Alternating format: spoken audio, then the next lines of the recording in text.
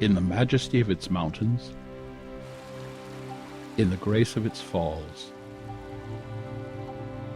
in the diversity of its forests, wetlands, and plant and animal life, the northern Catskill region of upstate New York is one of the great natural wonders of the world.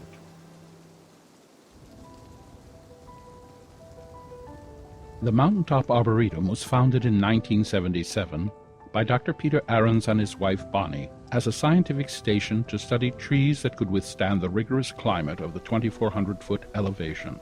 It would soon evolve into a center for environmental education and family recreation. Programs and lectures became so popular that the seasonal structure that housed them became inadequate to the task. A new education center and maintenance barn needed to blend seamlessly with the natural surroundings and at the same time meet the challenges of an expanding audience, especially outside the summer season. But how?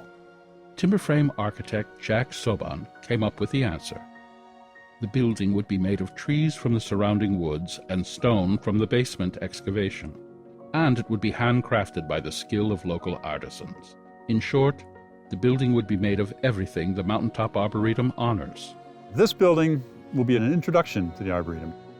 I like the idea of a magical building, something that has sort of a storybook character to it.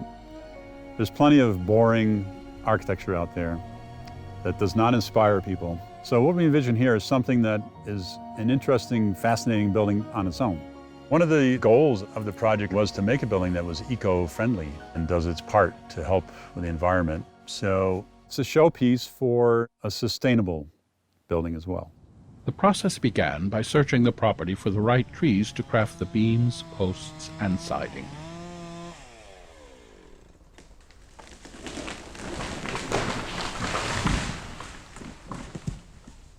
If you want to be lightly on the landscape and be good to the forest, you pick a mixture of trees because that's what the forest is.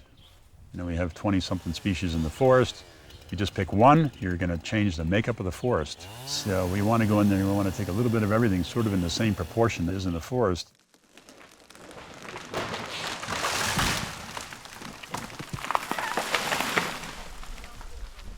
In autumn, the forest floor is at its most fragile state. Removing logs with mechanized equipment can be damaging. An innovative, if slightly retro solution was found. More horsepower. A team of Belgian draft horses, to be precise. The Arboretum wanted to do low impact.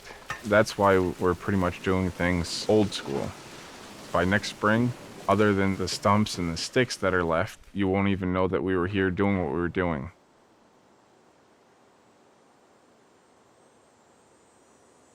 Once all the trees have been cut, they are sent off-site where skilled artisans undertake the arduous process of prepping the timber. Timber framing is a really organic process. It's strong, it's durable. Our stick frame buildings now are designed to maybe last half of a lifetime, where these buildings last generations. Timber framing is the craft of joining timbers together through mortise and tenons or lapped and dovetailed joinery, and it's pegged and held in place with wooden pegs.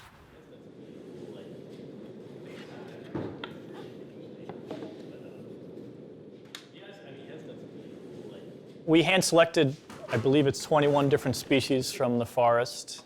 They were sawn up on a bandsaw mill, on a custom sawmill that can saw extra long timbers. And then the first thing we do is plane everything down. Generally, that's kind of the mundane, boring, tedious part, but it's actually really kind of fun and exciting in this frame because they're all different species, and so, you know, kind of everything's a little surprise, you know. Everything works a little bit differently, and you get to, you know, get a feel for how everything looks, which adds something special to this project. Traditionally in timber framing, mortise and tenon joints are held together with a wooden pin like this. So when you drive a tapered pin through those offset holes, it sucks up the joint tight. And it actually puts a bend in this peg, which keeps it tight as the timber dries. So it's just a superior way of doing this. Timber framing was once the method of construction. It was what was used primarily up till about the 1840s or 50s or so, when stud framing was developed. In this rush, this Industrial Revolution rush, we've thrown away some really great things that still made sense today.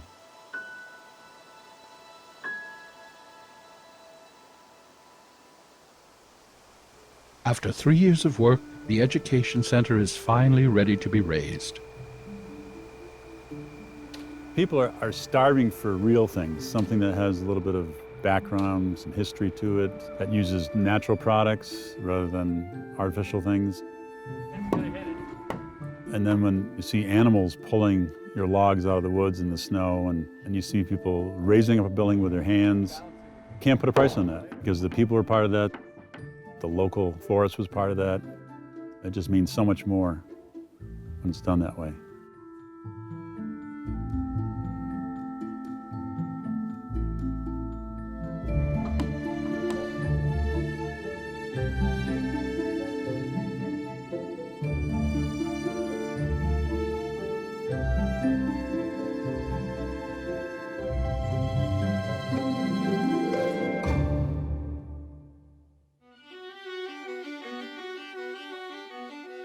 My inspiration is the forests. And I try to bring that environment into the building as much as I can. I think we're oftentimes separated from the natural environment in our buildings.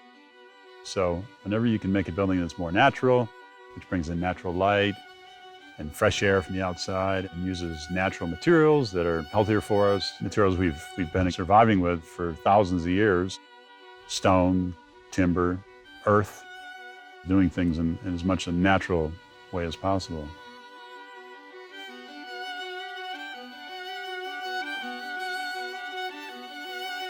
A building like this could easily last many generations. We've seen buildings hundreds of years old, timber framed across the country.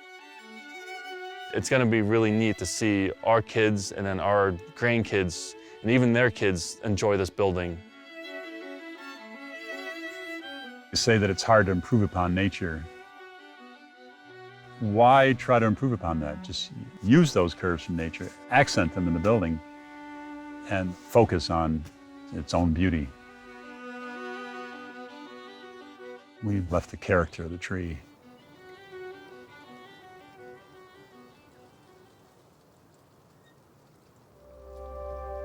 There'll be thousands of visitors going through this building and seeing what organic timber framing is, seeing how we can use our native trees and stone. We want to be able to go in there and to see more than just walls and a ceiling. We want them to see what the forest can do, what good eco-friendly architecture is like, what warm, honest building systems are like. We brought the forest inside the building.